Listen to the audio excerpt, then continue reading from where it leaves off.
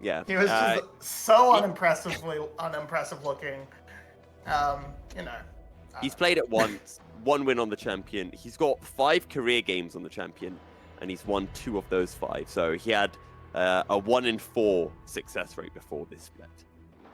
Yeah, well, there's been a few changes. Not too many, actually not that many changes to JC as an individual, but the meta around him has shifted a good amount. Some item setups have changed, but it's not going to be anything particularly fancy. The gore drinker flirtation for Jay seems to have pretty much dried up. We're just going on without the Omnivamp on the Eclipse. I'm gonna see where Team Wales wants to go with this from here. It's gonna be a very basic start. Calls, so not expecting too much action between these bottom laners. Gonna see for sure how that wants to actually play it out with his level 1 rank up. Currently not showing anything, so I think he's probably started the W in case a fight does break out. Can do a lot of damage in that 2v2. Jungler starting both on the bot side. This gives a small advantage to Guri if he wants to try and make that level 3 gank with the red buff, but I think that was one of the most useless sweepers I ever saw from Taki, because the war was about to time out in a few seconds. Very nice handshake from Taki on Divit, but Shogun can't really follow up. True, a little bit of gold that went Taki's way. 25 gold? Or 25 gold to Shogun, I guess? You get 5 gold for hitting it. You get the 10 for clearing the trinket wards. So just a smidgen of gold. It's nice to have in pocket. But both junglers going to be pathing towards the top side. This could be an opportunity to try and punish the overly aggressive Jace. Killer Queen is of course just trying to protect his top side, and we're just going to be waiting to see if anything can get moving. If we look towards the mid lane, both these mid laners have taken the minion demats to try and make sure they can get the shove going. Gloria is going to be behind early on because Talia doesn't really do any real damage with their Q until level 9, but I'm going to hopefully start to see them trying to make the move shortly and impact the rest of the map. We'll have to wait and see where we do get that first early aggression. We're expecting Team Wales to be slightly more aggressive, having the likes of the Wukong, the Jace, the Talia over the likes of the Viego and the Gwen that probably want a little bit more time to get strong or pick up some components for an item first. Yeah, we're gonna see Nikia just poke his head in and find Guri on that crab. Means he's gonna have to play a little bit safe. The wave is pushing back into him, so he's not going to be in too much trouble. You'd think. No, he's playing it safe with the Shock Blast. Just wait for the wave to bounce back into him. He's all fine. Killer Queen is going to pick up the scuttle on the bot side. Oh no, Nikia stuck around. Trying to outplay the stun from the Spectral more, and will be able to do that, although forced under his tower by Guri, able to hold on both of his summoners though. Well, I say both of his summoners, he could only really use one of those summoners in a fight. I mean, he could have tried to teleport out of it once the stun had come through, but true. Decides not to, which makes a lot more sense to teleport back to lane and catch the wave that Hasmed is slowly trying to build up to crash. And as a result, Guri is going to lose a camp out as a response. So good read from Killer Queen to get in there, find that quick invade. And now B has started a walk, and he's gone for a roam. He's going to just maybe tiki-tour his way up towards the mid lane. Well, he's not even going to make it that fast. Pretty weak It's tour. B roam o'clock, Marby. It's time for me to go and see the wide world. I need to take a screenshot of this. So every time, like my pre-made ADCs complain about me roaming, you'll wait. I can show. See, look, B roaming level 3. It's a thing. Yeah. Pro players do it. Yeah. I think Carrots is mostly just accepted the fact that I'm going to walk in as when I'm in support. Guri's gonna get a camp back though with a nice smite. You sneaky so-and-so steals the camp away from Killer Queen and says to Killer Queen, hey, you want to take away my chickens? I'm going to take away your frog. Yeah, I mean, it's a small win for Killer Queen. The chickens are worth more, but And it's not going to chicken does matter taste me better than all frog. that much. Yeah, It's not gonna mean all that much. The French might disagree with you, but Guri wants to disagree with Killer Queen. That's gonna need to be a flash. Oh, Surely. good charm that Oh. lands. Forced to flash away from Guri's engage. So that's one summon spell down now for the Team Wales jungler. Yeah, holds it a little bit long. Thought he could try and sneak away onto the through the minefield, but Froggy lands a good charm, and that will force that summer spell to come out. Team Wales gonna put a bit of pressure in, but they can't really contest this Drake. Though, actually, Killer Queen's hasn't exactly left the building, so nothing's gonna happen. Curry's gonna take half his health from the dragon and just have to walk away. So nothing actually too bad to come of it. Just that one summer spell that might play a role at a Rift Herald fight in 2 minutes, but otherwise all is calm in the jungle. I don't want to say that this is a passive game, Arby, but it feels like a tentative game might be a better word for it. Yeah, we're still waiting for something to actually sort of break open. The solo lanes aren't getting quite the leads they were last time. Nagia's getting a bit of damage down to the turret plates, but not really breaking out in CS. There's about a wave for Glory. Okay, Killqueen might find himself caught out here once again. Killer Queen wanted to trade Frog for Frog. Guri over the wall. The charm is going to land, and Nagia says, I want no part of this. First blood secured by the Saigon Buffalo mid laner. You can't just grade that up. Sure you have the bush from Nagia, but what's he really gonna do? He's not a great skirmisher at these early levels. And you're just trying to counter jungle, one of the hardest camps to get to, trying to get away. Glory had the roam, and you just feed that first blood over to Glory. It's over to Froggy, and Glory's going to be quite annoyed about that. So is Nagia, because that's an assist given over, and all their hard work in the lane has just kind of been fizzled out because the jungle man got too greedy. To be honest, maybe that's just how to play against Killer Queen. You know, play really passive early on, there won't be any kills, and then Killer Queen is just going to get really angsty. He's going to feel like he has to do something, and then you can take advantage of his oversteppers. Glory roaming up towards the top lane. Is this going to be a window for Glory to maybe catch out Hazmed? No, I'm not going to try to cancel that back. No, they're not actually going to try. They're going to get a plate perhaps out of this onto Nagia. Nope, teleport comes through. But they've made the full rotation. They've made the full swap up for this Rift Herald. Let's play it go down. No, not quite. Unlucky for Nagia. But they've left Zeri alone. They committed Vit as well to hold and push out the midway while Glory sort of hovered to their top side. So it's going to be Shogun picking up some free gold in that bot side, and SGB actually also converting onto this dragon as well. Now Vit's in a bit of a sticky situation under this tower. Buffalo not going to push for it. They don't need to. They scale quite comfortably into this game. They don't need to make major movements. They're up a kill. They're up a dragon. And if this Rift Herald doesn't get that much value, they're perfectly happy. Almost a bit surprising that Shogun currently has the CS lead over there. It's not a large CS lead, but it is still advantage for this area. As Shogun playing very aggressively, actually baiting Vit and B to cancel their backs in the hopes that they could maybe find a play onto Shogun. Yeah, I think it's just that extra wave, sort of that wave that kind of got lost in rotation with Vit going towards the mid lane to cover the Rift Herald play. But it's a bit extra gold. It's about that half a wave. It's a bit of damage onto the tower. I think, yeah, it's one plate traded, so it's just a little bit more gold for this Zeri, which is always frightening if you're Team Wales, but still waiting to see where Killer Queen wants to go with this. Where he wants to put this. He could get a top lane tower pretty comfortably by putting up top side, but you kind of want to get your Xayah rolling into a comfortable position. Kind of has to stick around for one more wave. Does fit because there's that one CS left on the Cull. Just waiting for that to go down. Kind of holding a freeze, it looks like. But now Froggy on the roam once again. Power Shock Blast, well sidestepped by Hazmed, and Killer Queen just having a feel on whether he wants to make a play onto this top side. B is hovering around, Definitely so there is a big numbers advantage for Team Wells. Swatted out by a ward. Over the wall goes Killer Queen. B here as well. And now Team Wells just have to wait for Nagia to get this wave prepped up. Harsmed over the wall, straight into the waiting members of Team Wales. Can he outplay this? Knocked up by the Cyclone. Killer Queen will get the kill. And Guri just a few seconds too late to keep his top laner alive. More like Harsmed a few seconds too early. Now Guri's gonna pay.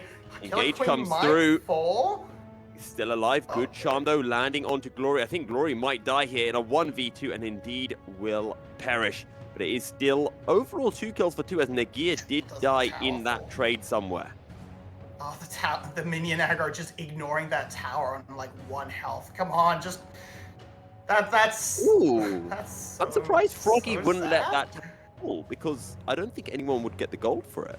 No, I mean Killer Queen might have he wouldn't have gotten local. He would have gotten that last plate gold. But yeah, I mean, yeah, I guess he could have just let those minions die and then let the tower die. But he's decided to try and hold this way. Either way, overall the play is a 2-for-1 and a lot of gold taken from plating. So Team Wales isn't actually too upset that Rift Tower worked out pretty okay. And on the bot side, I think it was a 2-for-2, or was it a 2-for-1? 2-for-1, looking across the... Oh no, 2-for-2, Nagia died as well, my bad. Yep, 2-for-2. So, actually, maybe they're not quite as happy as they could have been. They get a small gold advantage out of it through the Rift Herald, but... Yeah, not great. And this... How far back are we showing? Okay, we're showing that Killer Queen was definitely spotted. B was not. That's the crucial thing. They didn't know B was in here as well. So Harsmed goes in early thinking, I can survive long enough for just against Killer Queen, but against the two-man, can't survive long enough. Then they commit the ultimate from Glory to kill Guri as well. And unfortunately, they don't kind of respect new Rift Herald being significantly weaker, as well as that just the edge of the hostile takeover clipping a couple of people, keeping them low. If that was old Rift Herald from like last season, that would have been a dead turret. There would have been a lot less damage coming on top of Team Wales, and it probably would have been a much cleaner win. But just nerfed Rift Herald doesn't take down towers anymore, so I think Code. They set it up sorry. Why am I saying coated? Not coated. Nagia got slightly caught out. See, that's the issue. I see Jace, I think of coated. I think Nagia got slightly caught out, but he started taking tower aggro after they got the kill onto Harsmed, and he was slightly minion blocked and just couldn't get out and just took 2 or 3 tower shots and died, and then Glory's on the wrong side as the rest of Team Wales are backing off. So not the cleanest of plays from Team Wales, but they'll take the fact that they picked up a lot of tower plates, and now they've picked up a first tower as well for Nagia on this base. Eclipse completed as well. Yeah, it just took an extra wave essentially to bring that down, but now we're gonna see this dragon potentially coming online. Buffalo is Shogun rather is a lot stronger. That's a decent pick onto Froggy. Okay, Killer Queen might have gone too far again. Everfrost will keep Froggy safe from the bee. And his dragon actually going to go uncontested. Taki just working his way up, wants to see if he can harass Team Wales at all, but Team Wales should be able to pick up their first trick of the game. But here is Guri coming inside the harrowed path, not able to steal it away. Drake secured by the side of Team Wales, and they also got out Taki's ultimate on that Renata. Yeah, I was just trying to look for something, but this cover should mean Shogun get a decent amount of tower damage. Doesn't actually have the wave to finish it off, so he might have, if Glory doesn't actually go down to try and contest it, and it might just end up being Team Wales trading that bot lane tower for this second Rift Herald, which is, a decision. I don't think that's worth it. Especially with it just being completely seceded, no response from Glory to try and clear a wave or anything. This Rift Herald better get them a tower in the mid lane. Otherwise, it's just not worth giving all that free gold to Zeri. And we talked about it during the drafting phase as well, Mobby, the fact that Saigon Buffalo with this Gwen and Zeri are going to be so strong in the latter portions of this game, and Shogun has been relatively uncontested so far, still a few CS ahead of it, has been able to pick up a tower as well. Immortal Shieldbow completed and will be going towards Is it the Runans that you go on, Zeri, or is it rapid fire? Yep. Yeah, given the double daggers, that's definitely a Runan's Hurricane coming on out as the second item. Still, so it does mean when the second item power spikes come on through, Vit should be slightly stronger. Right now, Shogun is definitely stronger. I think you've got the shield blow passive just outdoes what Gale Force can do at the time. You've got a little bit more in your component setup. You've got the boots have actually been even out, but they synergize slightly nicer with the Shogun. So all in all, Shogun's going to be quite happy, but Vit, once those quick blades come on through, will be able to contest, and we're still waiting for that big team fight to actually come out from these teams. Next Dragon is this still little a while fight away, so it shouldn't happen. That little fight we had over the control board was extremely entertaining. In the end, the Saigon Buffalo were able to secure it. Now, Glory stepping very far forward, has to be careful. Has actually gone for a Crown of Shattered Creed. Good cleanse onto the charm from Froggy. Actually, that leads me to a question that I have for you, Mobby. What do you think of Glory going for Crown of the Shattered Queen over, the Luden's Pulse or Leandri's? I think it's definitely okay. If it's good for when Glory's in a side lane, then he's gonna get maybe gets jumped on by a lot of people. It's pretty easily popped, so it's not the best thing in the world. But they brought down Nagia into this mid lane to crash over this tower, and now this Ref Herald is 100% worth the swap because you've got so much map pressure. You get a bunch of gold delivered across the team. Now it's not as concentrated as it is on the side of Saigon Buffalo, but it's your second tower. You've got so much more ability to control the map, and that mid lane tower in that game one was a big reason why Team Wales couldn't force quite as aggressively as they wanted to in some situations. So that's all worked out well. In short, I'm never super thrilled with Crown of Shattered Queen, especially when it can get popped pretty comfortably, but I definitely see the reasoning behind it. Bit of extra safety for Glory. This game still being a relatively slow start. 5 kills in 18 minutes. Definitely not VCS style. We saw a lot more aggression in game 1, and who knows what we'll see in a potential game 3. But Saigon Buffalo very happy with how this game is panning out. Yes, they're 1 more behind, but as we mentioned before, this Gwen and this Zeri are just going to be getting stronger and stronger, and it's Team Wales who have the onus on them to make plays happen. Yeah, we're still really trying to wait for something. I think that first Dragon going to the side of SGB kind of really put a wrench in Team Wales's put a wrench in what Team Wales wanted to do, because they no longer get so much ability to force and control fights like Buffalo had in game 1 almost with that with their dragon stacking. But because this time, even if Buffalo just sort of lets the next couple go, next one go, next couple go, they're still okay. They get the time, which is really all they're after, time to hit their items. Nagia is gonna eat a lot of damage, and Banshee's Veil coming in huge. Yeah, and the Empowered Shock Blast eaten up entirely by that Banshee's Veil. Froggy back over the wall with the Spirit Rush, looking for another charm. Forces Nagia to flash away defensively, but here comes B from the side, and Froggy goes golden. There will be no charm. Can B time the grand entrance perfectly, where the rest of Team Wales is here. Froggy desperately trying to outplay, but he can't outplay a 1v3, and Killer Queen will pick up the kill.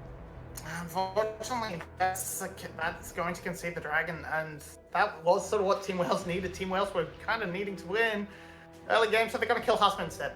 They will kill Hazmed instead. Hostile takeover, they're very big, not going to be enough to keep Hazmed alive as a bailout ticks down, and Team Wales will say, fine, you get the Drake, we'll get another kill, and maybe we'll pick up an inner tower as well.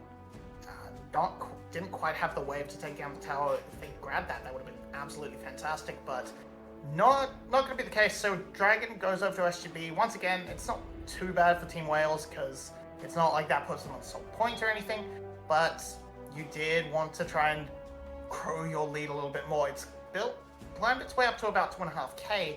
That's still not very much, as this is the second half. It's a very nice play from Glory, actually getting that down. Just Husband either didn't have W up, which would be weird, or just wasn't really respecting it, just trying to say, I can step out of this. I think even if you use the Hallowed Mist, I think Glory would have been within the mist, so the stun still lands. Yeah, quite possible. However, Weaver's okay. Wall and Team Wells, we said the onus is on them to make a play, and they are looking for more plays, forcing the flash out of Guri, forcing Shogun to use the Ghost as well, and now Team Wells could even have a think about starting up the Baron. Guru using both Flash and Heartbreaker to get away from that. I don't think he needed both of them, and... Okay, now Froggy's going to try and go in. He's fishing, misses the charm, charm. The seismic shove almost lands onto the Saigon Buffalo mid laner. And that is a needlework being used as well by Harsman. So a lot of ults have been burnt over the last few seconds with not much to show for it. B searching for a potential engage. Has a flash available as well as the quickness. And Team Wells just going to force Saigon Buffalo out of the mid lane before heading back towards the Baron pit. Yeah, they force out a bunch of shock blasts. They put Guri onto a state of health where he has to just abandon. He can't be on the map anymore. Meanwhile, they've also blown the Shirelius, so that actually ruins a potential sort of collapse on the Baron pit. They're going to try and trade it for mid lane, but Glory's in position to wave clear. They're not going to get anything. Shogun escapes though.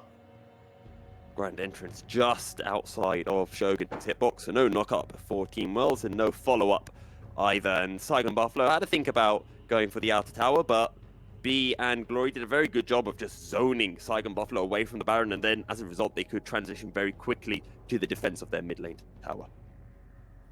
Yeah, that looks like they're just gonna try and do their best to scavenge as much gold off the map as they can, take it away from Team Wales, which is about as good a play as they could do. It's the best situation they were left with after that mid lane push sort of fell apart. But it's beautiful from Team Wales utilizing that poke. It's sort of that poke over nothing that it wasn't set up for an objective. It didn't give Saigon Buffalo an opportunity to really have a conversion when Team Wales works on the Baron. It just meant that Buffalo sort of floundered. They managed to get a wave to the turret, but it wasn't in position that they could convert and take it down. But now Baron in hand, that's one tower off the board. There's still an entire bot lane left of free turrets that Nagia could go down to, but wants to pair up alongside Vit, and Shirley is open for B. Trying to put the fear of God into Saigon Buffalo. For now, Team Wells not going to play too aggressively. They know that they can just poke with those shock blasts, forcing Taki to flash with the Weaver's Wall, and that's another inner tower going their way. But Saigon Buffalo looking for a play. Everfrost lands, B goes golden. That means that the charm doesn't land. Hostile takeover won't find anyone as into the backline goes Killer Queen, and Taki has already fallen. Froggy forced to defensively jump away, but Killer Queen finds an angle on to the Ari. Can he get a kill? Heartbreaker, Killer Queen flashes away, still able to stay alive. That flash forward shut down for Shogun, but he will pay for that kill with his life. 2 kills for 1 in favor of Team Wales. That's not worth it. That's not worth it, Shogun. You'll be AD carry. You have to stay alive. You've committed both your summoner spells to get the 1 kill, and that's just going to open up that inhibitor tower. That's going to open up the inhibitor for Team Wales. They can't end the game off of that, but they get perfect position to reset for this next dragon. So 40 seconds left on Baron. Are they going to do anything more? No, just want to get a little bit away, make their recalls a bit safer. And now they'll be able to make their way as a 5 towards the Drake. Killer Queen will be spawning soon. Actually, Glory just teleporting straight into the bottom lane just to get some priority and set up some vision, and maybe even pick up an outer tower before the Ocean Drake does come onto the Rift. The plus side for SGB is, again, I'm going to keep bringing up the point. It's a good spot for Dragons. As this starts off with, once again, Buffalo trying to do something, but where the hell is that hostile takeover going? Froggy whiffs his charm, and Killer Queen goes really hard onto Taki, which is a bit of a... I thought it would be a bit of an overstep, but just narrowly being able to sneak away. Then Shogun just commits to it, but then gets caught out in the backline. That's all she wrote. You can't commit your flash to pick off 1 jungler when there's everything still up from the rest of the team. They did pick up the dragon off screen, and now they're just trying to siege down the bot lane tower. It's going to be a little bit harder to do now that the Baron buff is gone, but that gold lead has now broken right open to 7,000 gold. What can Saigon Buffalo do? They still have all the tools to make a comeback. They have a Zeri, which is always something you to be wary of. Hostile takeover is going to deny the push. Froggy finds a little charm onto B. But Grand Entrance for Khan, extremely mobile, able to just jump out of the danger. And again, this series determines whether Saigon Buffalo makes it to playoffs. If Team Wales win this game, Team Wales are locked into playoffs and Saigon Buffalo are out. For the first time since 2020, Saigon Buffalo would fail to make playoffs. Yeah, their pretty much only hope then is sort of they're hoping not to hit relegations, which is where they were in 2020. With most of the roster, Husband's going to go in, but it's dissuading. Sorry, I do need to correct that. Winter 2021, the Saigon Buffalo didn't make playoffs, so I guess it's not as impactful of a stat, but we always forget about Winter 2021. So, you know what? The Mickey Mouse split, as Rebel dubs it, which it kind of was, but that's going to be huge. It's actually going to be Gory's first time in playoffs since the Mickey Mouse split. It's going to be the first time he's into playoffs in a actual international tournament qualifying split since his debut on Percent way back when. That actually was in 2020. I'm fairly sure. So there you go. Good ups for Gory. It's gonna be a huge turn. It's gonna be a big playoffs berth for a lot of these players. Killer Queen and Nagia. Killer Queen once again, the winter split. Nagia never has really made it as a starter. I think he was on a substitute on a Team Secret roster that did, but this is still big for all these players. Still quite young. They've been around a little bit, but this is really their first success as a team. And it'd also be really bad news for GARM because, let's face it, GARM don't know how to win finals unless it's against Saigon Buffalo right now. And if Saigon Buffalo don't make it in, maybe it's an angle for Cerberus, SBTC, or Team Wales to take a title away from a GAM. Saigon Buffalo trying to work their way in. Killer Queen, you don't want to take those kind of blast codes. That's risky. Able to sidestep on the spectrum more, but the rest of Team Wales making their way up. Killer Queen has been able to get out, and the Shirelia's popped by the side of Team Wales. In they go with the engage, and is straight onto Shogun. Can he get the reset? No, he can't. Killer Queen's still alive. Blade Caller through. Team Wales get two. Froggy trying to get kills on the backside of the fight, but somehow Killer Queen is still alive. Eventually falls from the ignite, and B and Vit have to be so careful. Vit is largely untouched, throws out the feathers, gets another kill, and it's only Taki left standing.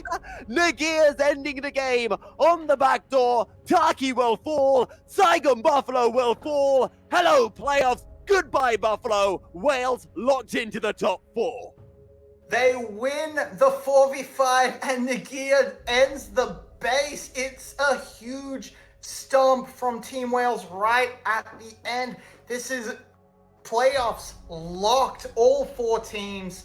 We now know it's Cerberus, it's Wales, it's SBTC Esports, and it's